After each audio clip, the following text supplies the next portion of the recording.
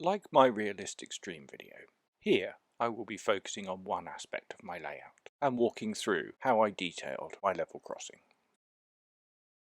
My starting point is an off-the-shelf Pico curved crossing kit with an add-on for my second radius curve. The length of the assembled crossing is wider than my layout allows, so I have shaped the outer ramp to fit the edge of the baseboard. Otherwise, the assembly is completely standard, although I am gluing the clip-together joins. This part of the project is also covered in the second video of the main baseboard build, which deals with track geometry, foundations for the scenery, preparing and laying of the track. It also explains how useful the crossing is for getting the concentric circles right, and why it is where it is on the layout. So when assembly is complete, I'm ready to glue in place.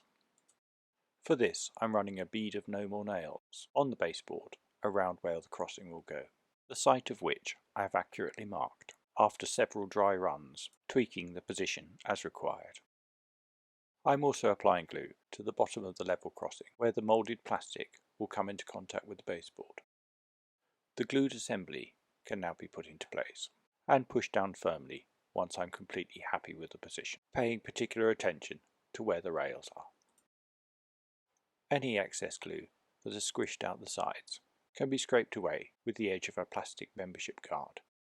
When the glue is dry, the track either side of the crossing can be glued down, ballasting as we go. So, with basic construction complete, we can begin detailing in earnest. I've started this with some filler, smoothing the edges of the crossing to the baseboard and between the plastic components, and I've temporarily positioned the buildings and the gates to help plan ahead. For starters, I'm using a stone textured spray paint, as I did under the track laying in part 2 of the main project video. And here I have already sprayed the crossing and surrounding areas, masking the rails and anywhere else I don't want the spray. Now the stone textured paint is dry, I'm masking the sides of what will be the road, lining up with the moulding on the level crossing. With the edges defined, I can just cover up everything else with newspaper. For the road surface, I'm using the same anthracite acrylic spray paint I used for the baseboard, but this time spraying lightly so the stone textured paint shows through underneath, gradually building up the layers until I'm happy both with the colour and the evenness of coverage. After leaving to dry completely, I can start peeling up the masking tape. But don't be too hasty or some of the paint will come up with it too. Now you can see the defined but subtle edge of the road, with the gravelly area beyond blending in with the ballast of the track. You can also see that I have left the plank section unpainted so it doesn't get damaged when cleaning the track. Now I can remove all of those other little bits of masking tape. The bits under the buildings and the ones protecting the holes where the gate posts fit. One of the reasons for choosing the Pico kit is that, as the layout is going to be taken in and out of storage quite frequently, I wanted something a little bit more robust, and being able to remove the gates as required is a bonus. A small trade-off of practicality over detail. The buildings are also removable for storage, with a rectangular hole cut into the base of the building and a corresponding piece of foam board stuck to the layout for easy location.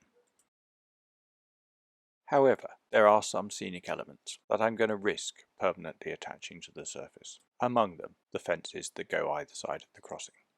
And here we can see the advantage of using the foam board for the surface of the layout, as it can easily be punctured where the fence posts need to go and then they can be glued in. This will make the fences a little bit more robust than if they were just glued to the surface. I'm also adding some foliage and some more ballast up to the edge of the fence, not only for looks, but also for a little bit extra structural stability. As with the stream video, I'm using 2 shades of clumping foliage, which I am roughly tearing to a variety of sizes to represent the wild foliage encroaching on the edge of the fence. And in between, I'm scattering some granite ballast. I prefer to build up these areas gradually over a period of time, and while I'm doing the fence, I'm just adding a little bit extra to the area between the tracks. Bushes first, and then the ballast. Over on the other side of the crossing, the railway side of the signal box fence is receiving the same treatment. I ended up painting the white fences a more natural wooden colour, mainly to give a nice contrast to the white of the crossing gates, and in hindsight it would have been much better to do that first, but the end results were much the same, as you can see here with the completed painted fence. The next job will be the road markings, for which I will need to remove the gates in order to mask and airbrush the lines.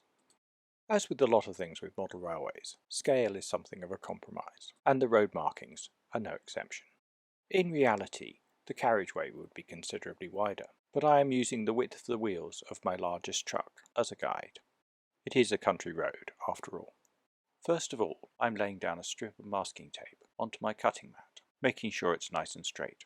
I can then mark out the width of my carriageway, in this case 33mm, and slice the tape into a strip of the right measurements.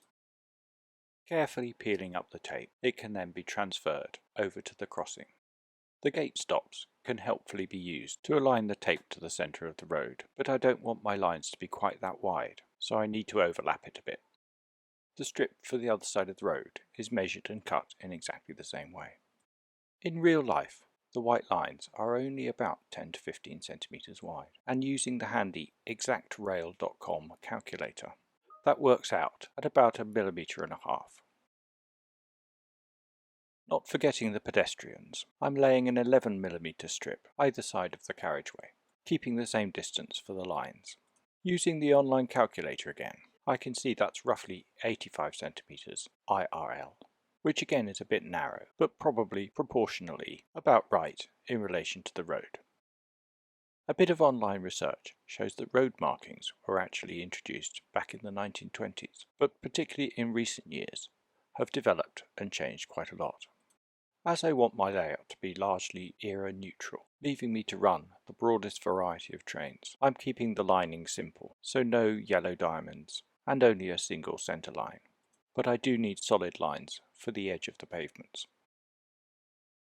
With the sides masked, I can start dividing them up into the various dashed lines for the approaches to the crossing, and mask off the rails.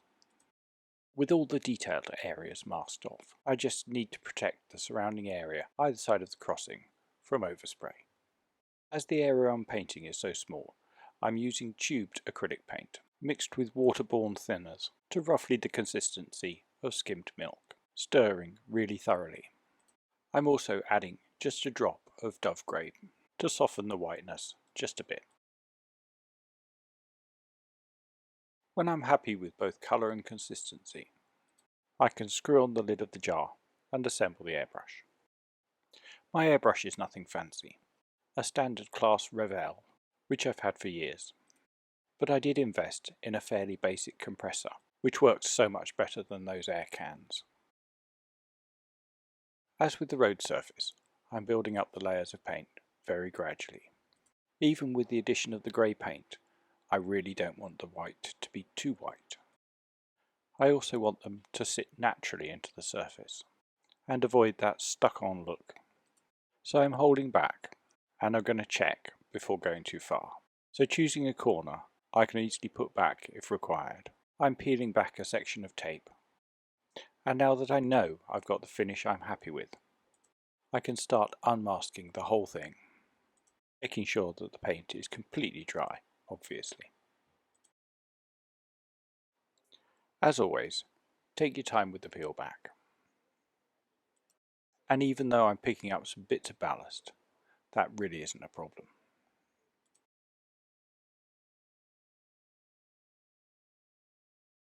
To keep the masking as simple as possible, I decided to approach the road markings in 2 stages. And when the first set are completely dry, I'm masking across the road for the stop lines. Again, making sure that the width of the lines is consistent. And then I can add a little bit of masking tape over the ends of the already painted bits, ensuring they don't get a double hit. The curve of the track makes it quite difficult to do this by eye, so I'm just measuring to make sure it's completely at right angles. As before, once the details are masked, I can cover the surrounding area with newspaper to protect against overspray, and mask off everything else with a bit more tape.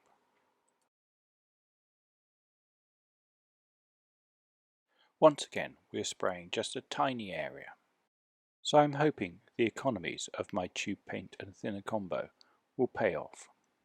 And once again, I'm adding a tiny bit of grey. A better organised person would have probably kept some of the first batch. As before, I'm gradually building up the spray, and I want to achieve a consistent colour with my previous lines.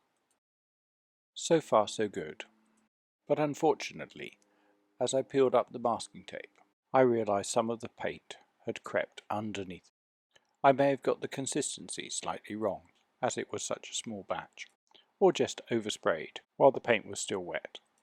Either way, the trick is not to panic, and using a little bit of grey paint on a fine square-ended brush, I can gradually paint over the excess white paint, feathering into the road surface, and forget the whole sorry incident. With the road markings complete, we could just replace the gates, and the project would be done. But after how pleased I was with the softening of the fences, I want to do the same thing to the crossing gates themselves. And here you'll see how a light coating of a pale grey has taken the edge off the whiteness of the white plastic, and dulled down the sheen for that softer finish that I'm looking for. Once again, I've decided to make life difficult for myself, and instead of brush painting the red stop circles on the gates like any sane person would, I've opted to airbrush them, so more masking is required. Having traced the edge of the circles with a fine liner, I'm cutting the mask with a brand new blade, starting in the middle of the arc and working outwards in either direction.